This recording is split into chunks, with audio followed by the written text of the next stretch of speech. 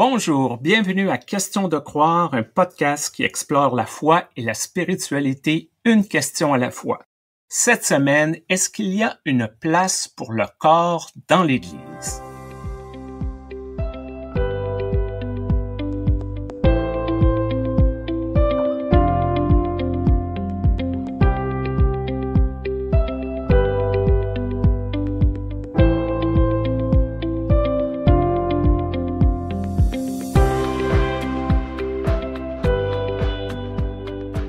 Bonjour Stéphane.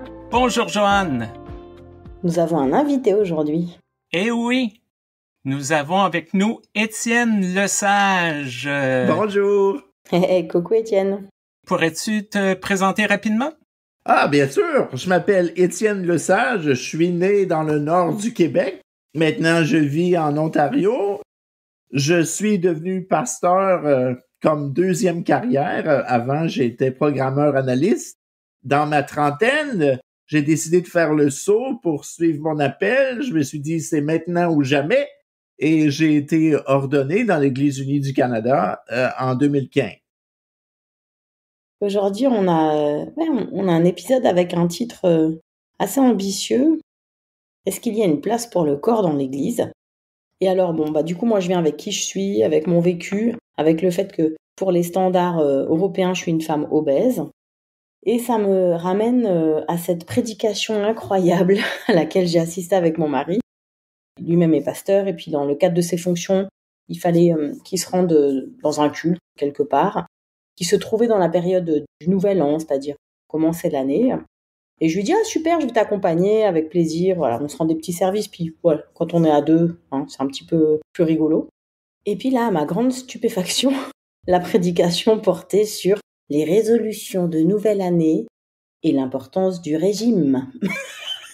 J'étais vraiment abasourdie, quoi. Je me suis dit, c'est incroyable de commencer l'année comme ça, spirituellement. L'idée de faire un culte de nouvel an, moi je trouve super. Mais la thématique. Et alors, la personne qui parlait expliquait qu'elle-même, elle avait un peu trop mangé, un peu trop bu, mais voilà qu'il était temps maintenant de faire un peu jeûne, et que c'était quand même mieux quand on n'était pas gros. Parce que quand on est gros, on a des soucis de santé. Et moi, je me disais, il y a déjà assez de fat shaming dans la société. J'ai pas du tout besoin, en fait, d'aller à l'église pour qu'en plus, on me parle de mon poids, parce qu'il se trouve que, voilà, c'est un sujet omniprésent. Donc, il n'y a pas de problème. On me le rappelle régulièrement. Et voilà. Donc, je me suis dit, c'est très bizarre que même dans l'église, maintenant, il faut que le corps devienne soit beau, soit mince. Et puis, ma fille, elle est allée dans un autre culte, mais d'un autre genre, plutôt pentecôtiste. Elle est revenue avec le magazine destiné aux dames. Et là, c'était encore mieux parce qu'il y avait les tenues pour être à la fois une femme chrétienne, donc voilà, habillée de façon, disons, pudique, mais aussi qui t'amincissait. Ah bah oui. Vraiment, on s'en sort pas très bien pour parler du corps en église. Wow, j'ai jamais vu quelque chose de ce genre-là dans mes expériences ecclésiastiques. J'en reviens pas. Et ça me rappelle encore à quel point, quand on monte en chair et qu'on prêche, on a le pouvoir d'élever les gens, mais on peut aussi les écraser. On veut pas commencer l'année en se faisant dire « t'es inadéquate ». Au contraire, on devrait se dire qu'est-ce qu'on peut faire cette année pour construire une église où tu te sentes accepté, où tu puisses t'épanouir de la façon dont tu voudras, dont tu choisiras, parce que, encore là, qui sommes-nous pour dire quel genre de corps est adéquat dans l'Église et lesquels ne le sont pas? Moi, je me suis posé la question beaucoup parce que, pour vous donner un peu de contexte, je suis né comme un bébé prématuré. J'avais seulement 6 mois et demi de gestation de compléter.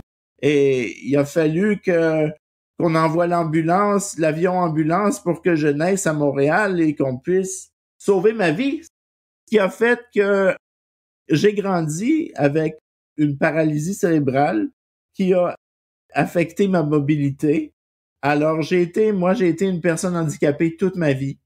Quand j'étais jeune, je me demandais pourquoi moi et comment est-ce que je peux expliquer le fait que moi, j'ai à vivre avec un handicap et que je sois un peu ostracisé. Et pourquoi moi et pas d'autres? Et plus tard, j'ai volontairement choisi d'attaquer les questions du corps, spécialement pour être capable de sentir que je suis un pasteur qui a de l'intégrité et que j'offre des réponses sensées. Alors, il a fallu que je fouille beaucoup dans nos saintes écritures et dans le travail de nos théologiens pour réussir à sentir que quand moi, Dieu avait appelé un chrétien intègre, qu'il n'y avait pas besoin d'avoir un corps différent pour être une personne respectée à part entière en Église. Je pense que tu as touché quelque chose d'intéressant. Tu as dit que tu as recherché dans la Bible des récits. Et c'est une chose, moi, que j'ai remarqué. C'est souvent les récits de guérison de Jésus. C'est les personnes qui sont lépreux, des personnes qui ont certains handicaps. Jésus intervient et elles sont guéries et ces personnes reviennent, entre guillemets, normales. Je peux comprendre que pour des personnes qui souffrent de différents handicaps, il y a peut-être cette question de « Oui, mais moi quoi, Jésus m'aime pas? Dieu m'aime pas? » Qu'est-ce que tu en penses, Étienne?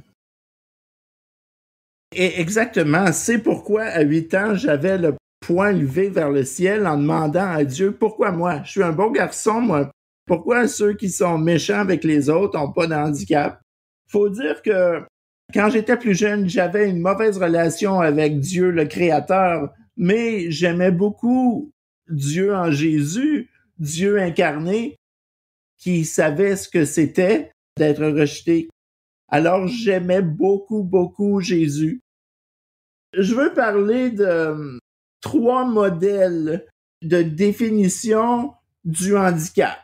Alors, premièrement, il y a le modèle médical.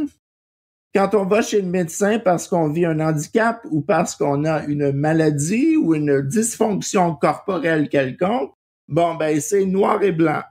Alors, on veut toujours essayer de guérir la fonction de quelque chose qui est défectueux. Alors, c'est normal ou anormal. Tout est axé sur le traitement et la guérison. Ça, c'est un langage qui est propre à la médecine. Le problème, c'est que ce langage est sorti du cercle médical pour venir envahir toutes les sphères de la société, incluant la spiritualité. Et les exemples dans les Écritures nous aident pas à s'éloigner de ce modèle-là vraiment. Maintenant, il y a un deuxième modèle du handicap ou de la maladie chronique, c'est le modèle social. Et ce modèle-là part du fait que le handicap en soi n'existe pas, c'est la société qui le crée en érigeant des barrières qui excluent certaines personnes. Par exemple, si on a un handicap à la mobilité, on l'aurait pas si ce n'était que de la présence d'escaliers qu'on ne peut pas franchir. On peut dire que Jésus pouvait tenter de régler le handicap dans ce deuxième modèle-là en disant « Non, toi qui es rejeté, je vais guérir ce qui t'empêche d'être accepté. » La personne paralysée qui a été guérie dans la piscine, c'est parce que Jésus lui a demandé « Que veux-tu? » Finalement, ce que la personne disait, c'est pas « Je veux être capable de courir », c'est « Je ne veux plus être rejeté par ma communauté. » Et puis, on s'avance tranquillement vers un troisième modèle du handicap qui, en fait, le normalise. Parce qu'il faut se concentrer un peu sur comment on définit l'image de Dieu quand on dit qu'on est tous faits à l'image de Dieu. Et on peut regarder Jésus pour comprendre cette image-là. On n'est pas fait à l'image de Dieu parce qu'on était aussi mince que Jésus ou parce qu'on pouvait courir aussi vite que Jésus. En étant comme Jésus, on est interdépendants. On est à l'image de Dieu parce que tous et chacun, qu'on ait un handicap ou pas, qu'on ait une maladie chronique ou pas, on est interdépendants. Dieu est fait de relations. Si on croit à la Trinité, Dieu lui-même est fait de 3 relations. Nous sommes à l'image de Dieu parce que comme Dieu, nous pouvons créer des choses en étant interdépendants. Moi, je ne souhaite pas une guérison de mon handicap. J'apprécierais une guérison de l'Église pour que je puisse servir dans la pleine capacité de ce que je peux offrir et dans le respect de mes limites. Mais je ne demande plus à Dieu ce que je demandais quand j'étais jeune, guéris-moi. Maintenant, je demande guéris le monde. Dieu n'a pas nécessairement besoin d'un corps parfait pour nous déclarer bons. Alors pourquoi est-ce que l'Église ne le fait pas?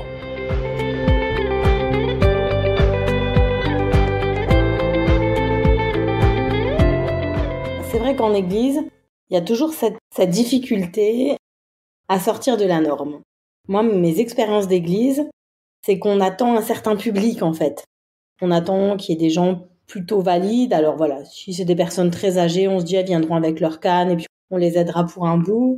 Et puis parfois, quelqu'un te remercie énormément parce qu'elle a pu venir en chaise roulante. Et moi, ça m'est arrivé pour l'enterrement d'un grand monsieur qui s'appelle Patrice Lins, qui est mort et qui était un chrétien très actif pour le milieu LGBTIQ+, à Strasbourg.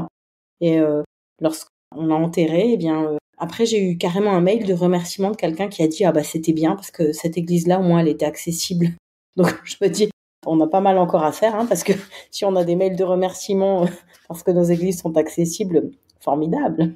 Mais c'est vrai que peut-être que la difficulté, c'est pour ça c'est bien que toi, Étienne, voilà, tu nous expliques un peu les choses et tu mettes un cadre et tu donnes des définitions.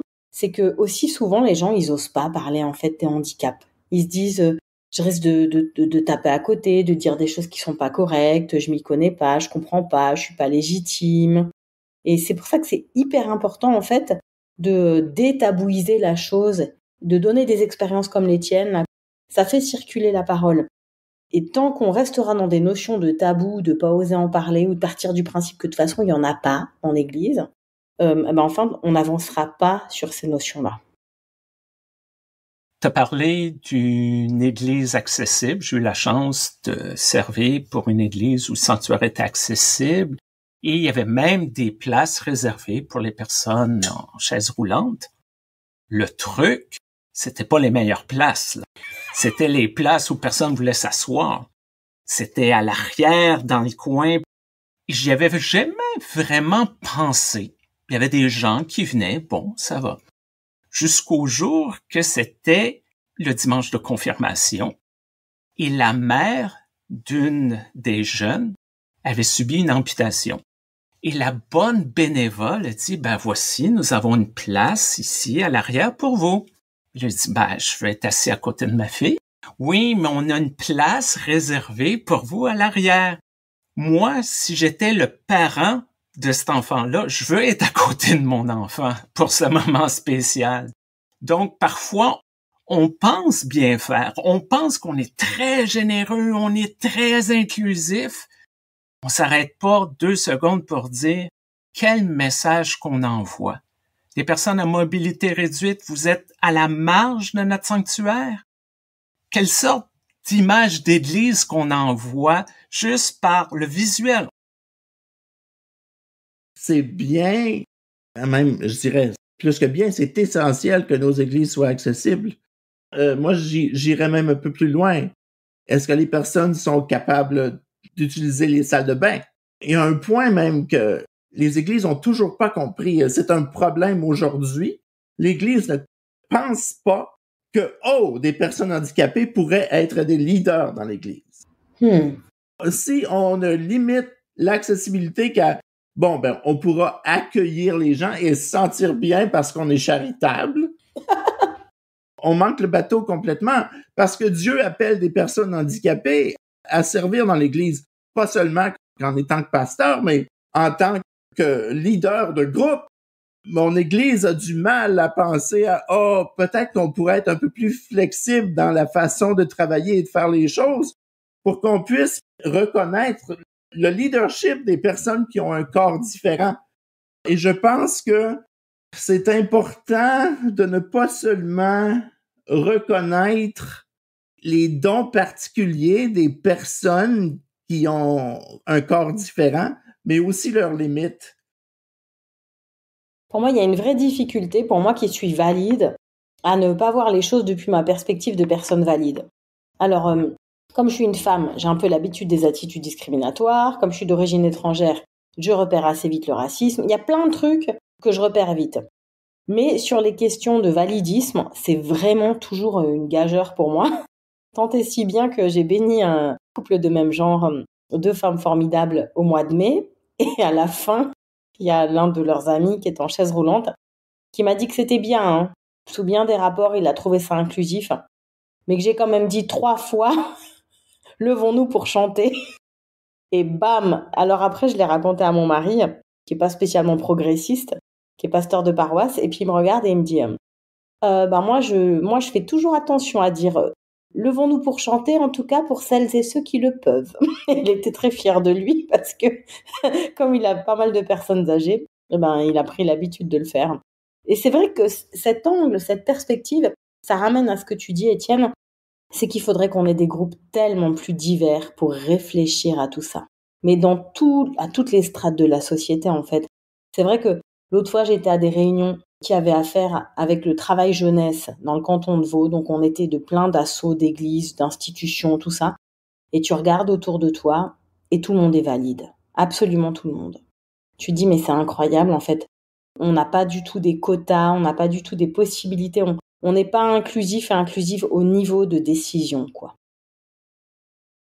J'ai remarqué dans mes expériences quand même limitées de paroisse que c'est accepté lorsque les personnes vieillissent, lorsqu'il y a des enjeux de mobilité.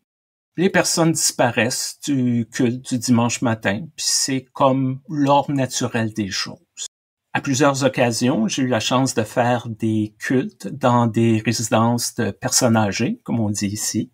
Et souvent, ces personnes-là me disaient « je suis désolé, je peux pas aller à l'église, tout ça. » Puis moi, je trouvais moyen de leur dire « Après toutes ces années où vous êtes allés à l'église, maintenant, c'est l'église qui vient à vous. » Et on l'a vu aussi avec la pandémie, ici, surtout avec tous les confinements qu'on a eu beaucoup plus qu'en Europe.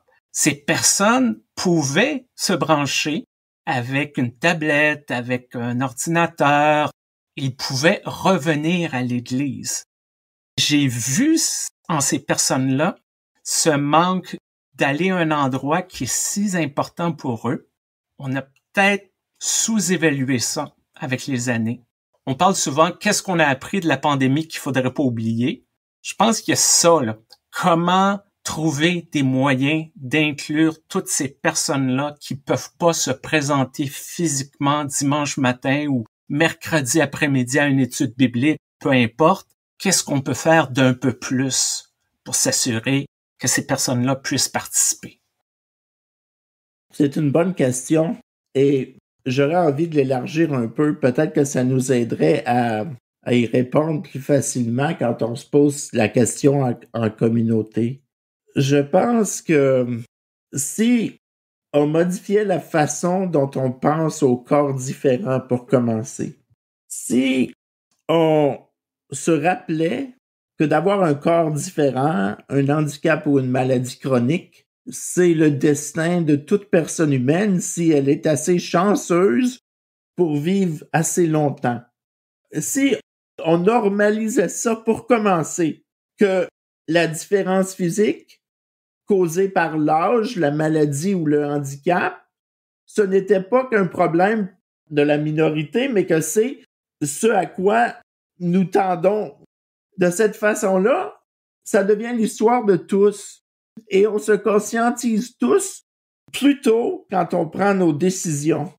Moi, la seule différence, en étant une personne qui est devenue handicapée 5 secondes après la naissance, probablement, C'est juste que j'ai une longueur d'avance sur le handicap, mais vous allez me rejoindre un jour.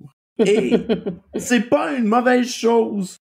C'est notre histoire. Alors, si on s'approprie cette histoire-là, on commence à prendre nos décisions tout de suite en disant que, bon, je ne prends pas que des décisions coûteuses pour la minorité. Je les prends pour moi aussi parce que moi aussi, j'y serai un jour. Alors, de cette façon-là, les questions d'accessibilité et d'accueil et d'inclusion, ils prennent une plus grande priorité et on en discute un peu mieux.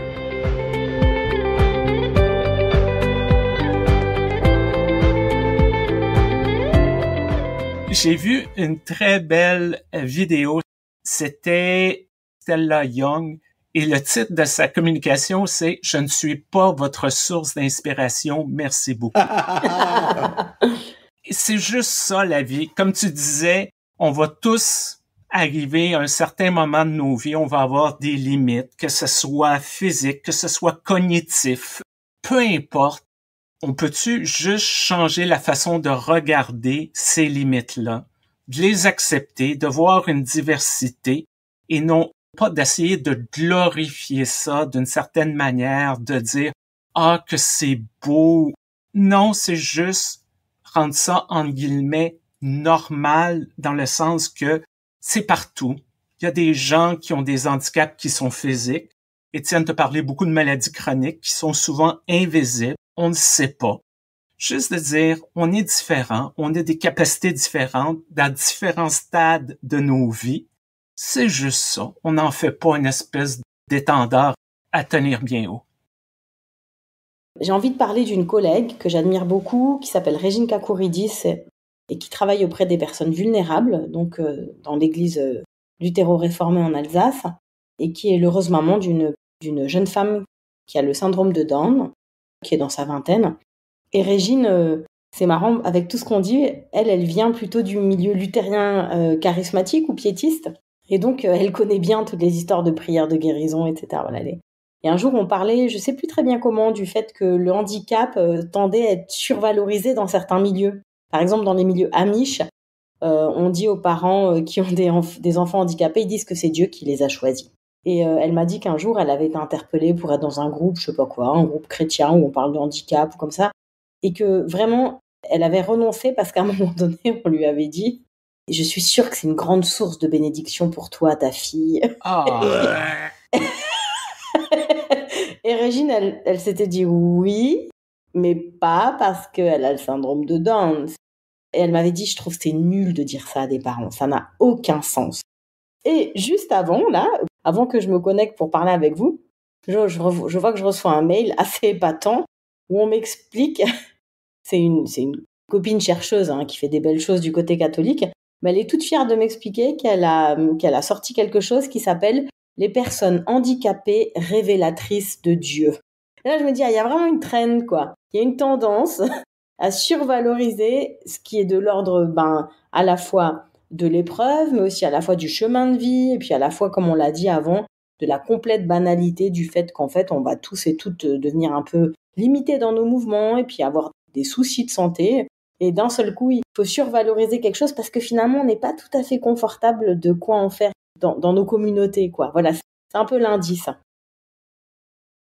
Alors vraiment magnifique, merci Étienne. Je repars avec interdépendance, vulnérabilité, créatrice de relations. Et je me rends compte que moi-même, j'ai encore beaucoup de choses à apprendre là-dessus. Donc, je te remercie du temps que tu as pris pour nous aujourd'hui. Nous encourageons nos auditeuristes à nous envoyer toujours plus de questions, plus de sujets stimulants. Alors, Stéphane, je te laisse faire les traditionnels remerciements. C'est vrai qu'on est en début d'année. Qu'est-ce qu'on dit en début d'année ? Moi, par exemple, je vais pas faire de régime. Et vous ? Zéro régime. Je vais juste me concentrer à faire ce que Dieu m'appelle et continuer ce projet de podcast.